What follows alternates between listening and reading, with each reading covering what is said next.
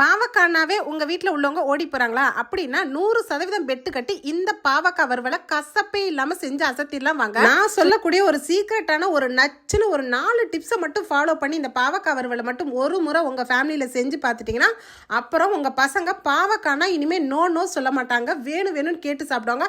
அப்படி ஒரு கிறிஸ்பியாக டேஸ்ட்டாக கொஞ்சம் கூட கசப்பே இல்லாமல் அவ்வளோ ஒரு ருசியாக இருக்கும். இது பார்த்தீங்கன்னா பாவக்காய் வறுவலா இல்லை புடலங்காய் வறுவலான்னு கேட்பாங்க. ஸோ எப்படி செய்யலான்னு பார்த்துலாமா?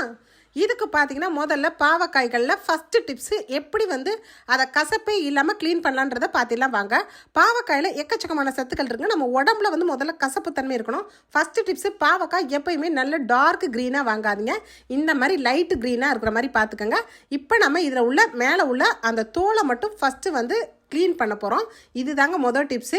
ஸோ இதோட சத்துக்களும் போகாது, அதே டைம் பார்த்தீங்கன்னா கசப்பு தன்மை கொஞ்சம் கூட இருக்காதுங்க. அதை தான் நான் சொன்னேன், நீங்கள் பெட்டு கட்டியே நீங்கள் பாவக்காய் வறுவல் உங்கள் ஃபேமிலியில் உள்ளவங்களுக்கு செஞ்சு கொடுக்கலான்னு. ஸோ இப்போ மேலே உள்ள தோல்லாம் எடுத்துட்டோங்க. செகண்ட் டிப்ஸ் என்னென்னு பார்த்தலாம். செகண்ட் டிப்ஸ் இந்த மாதிரி ரோலாக அழகாக கட் பண்ணுங்க.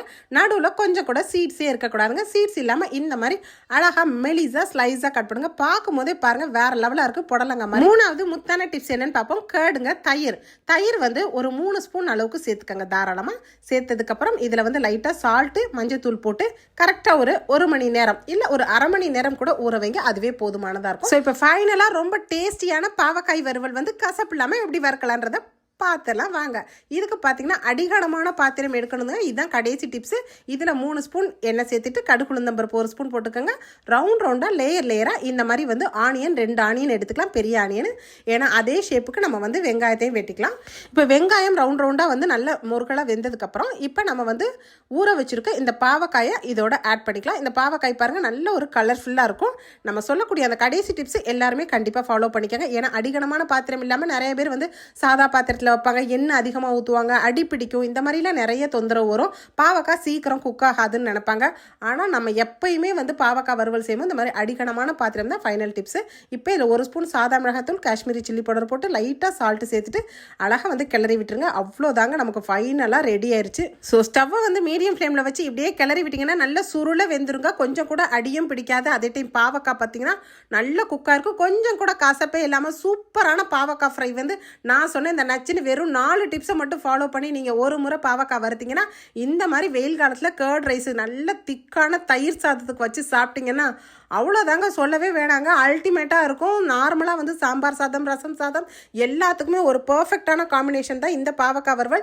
இனிமேல் பாவக்காய் வறுவல் வேணான்னு சொல்கிற உங்கள் ஃபேமிலியில் உள்ளவங்களுக்கு இந்த வீடியோவை மறக்காமல் சேவ் பண்ணி வச்சுட்டு இதே மாதிரி ஒரு கிறிஸ்பியான டேஸ்டான பாவக்காய் வறுவலை கசப்பே இல்லாமல் 100% பெட்டு கட்டி அசத்துங்க. ஸோ எங்கள் வீட்டில் பாவக்காய் வறுவல் பாருங்கள் எவ்வளோ ஒரு கிறிஸ்பியாக டேஸ்ட்டாக சூப்பராக ரெடி ஆயிடுச்சு. நான் வெறும் தயிர் சாதத்துக்கு மட்டும்தான் இன்றைக்கி வச்சேங்க. அவ்வளோதாங்க, எல்லா சாதமும் உடனடியாக காலி பண்ணிட்டாங்க. பாவக்காயே சாப்பிடாத என் பசங்க ஓடி விரும்பி சாப்பிட்டாங்க. செம்ம சூப்பரான பாவக்காய் வறுவல். இந்த பாவக்காய் வறுவல் வீடியோ உங்களுக்கு பிடிச்சிருந்தா பயனுள்ளதுன்னு நீங்கள் நினச்சிங்கன்னா நம்ம வீடியோக்கு மறந்துடாமல் லைக் போட்டுக்கோங்க. இந்த மாதிரி வித்தியாசமான டிஃப்ரெண்ட்டான வீடியோக்கள் வேணும்னா நம்ம பேஜை ஃபாலோ பண்ணிக்கோங்க. அப்புறம் என்னங்க, உடனே சேவ் பண்ண வீடியோவை உங்கள் ஃப்ரெண்ட்ஸ் அண்ட் ஃபேமிலி ரிலேட்டிவ்ஸ்க்கு இன்றைக்கி இப்போவே இமீடியட்டாக நிறைய ஷேர் பண்ணிக்கோங்க. தேங்க்யூ. தேங்க்ஸ் ஃபார் வாட்சிங்.